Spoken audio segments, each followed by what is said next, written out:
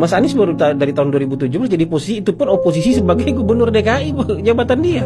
Begitu selesai jadi menteri cari jabatan lagi kan, ikut pemilihan lagi. Maksud saya, jangan kemudian dengan mudah merendahkan orang. Ini sama kayak ngajarin Pak Prabowo nggak tahan jadi oposisi.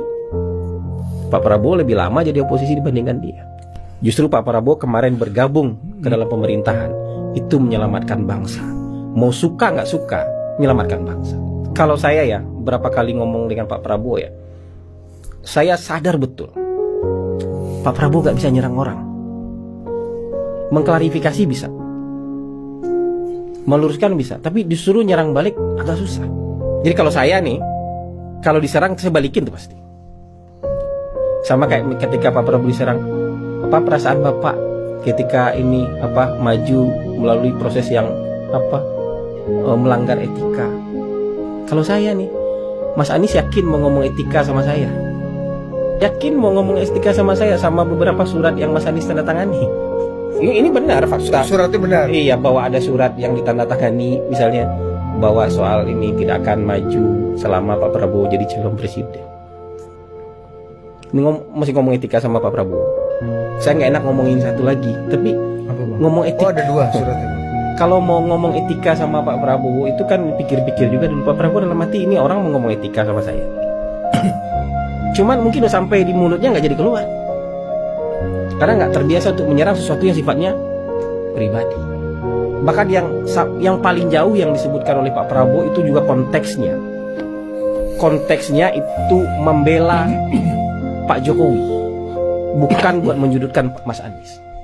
Ketika Pak Prabowo bilang, Mas Anies, kalau pemerintah ini otoriter, Anda nggak jadi gubernur waktu itu. Anda datang ke rumah saya dukung Anda, kita dua-dua oposisi waktu itu, Anda terpilih jadi gubernur. Kalau pemerintah ini otoriter, nggak terpilih jadi gubernur Anda waktu itu. Artinya ruang demokrasi dibuka kan. Pak Prabowo mau ngomong itu, tapi bukan membela dirinya, bukan juga mau menyudutkan Mas Anies, tapi menyerang nggak bisa dia memang. Coba lihat pertanyaannya Pak Prabowo terhadap Mas Anies soal pekerjaan. Mas Anies gubernur DKI punya anggaran segini, polusinya paling tinggi, apa yang dilakukan untuk mengatasi itu? Menyerang? Ya, policy. Ya. Policy. Ke Mas Ganjar pun juga soal. Mas Ganjar juga policy. Pak Prabowo nggak lahir dari tradisi debat. Tentara, nggak mungkin debat dia. Ya, Pak Prabowo nggak lahir dari tradisi bersilat lidah. Pak Prabowo tidak dididik dalam tradisi mengglorifikasi fakta yang misalnya 3 cm jadi 3 meter ya. Mengglorifikasi hal yang 10 jadi 100 gitu. Nggak terdidik dengan, dia bicara apa adanya aja. Apa yang bisa, apa yang masuk akal. Jadi nggak mungkin juga dia akan misalnya dengan percaya diri langsung bilang, oh pokoknya nggak bisa, ini kita bisa cari kuburannya, bisa bikin pengadilannya. Orang presiden-presiden sebelumnya belum berhasil, kan harus ngukur-ngukur juga. Apa yang menyebabkan presiden-presiden sebelumnya nggak berhasil bikin itu, misalnya begitu.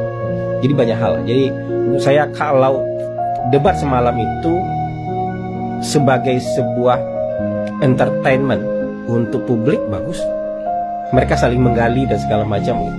Tapi perbedaan karakter di antara mereka bertiga sangat terlihat. Pak Prabowo dari awal nggak ada niat menyerang, memang nggak ada niat menyerang. Walaupun sebenarnya debat kalau kita mau ini di negara luar semua akan saling serang soal apapun. Tapi secara karakter dia memang bukan tipikal striker seperti itu.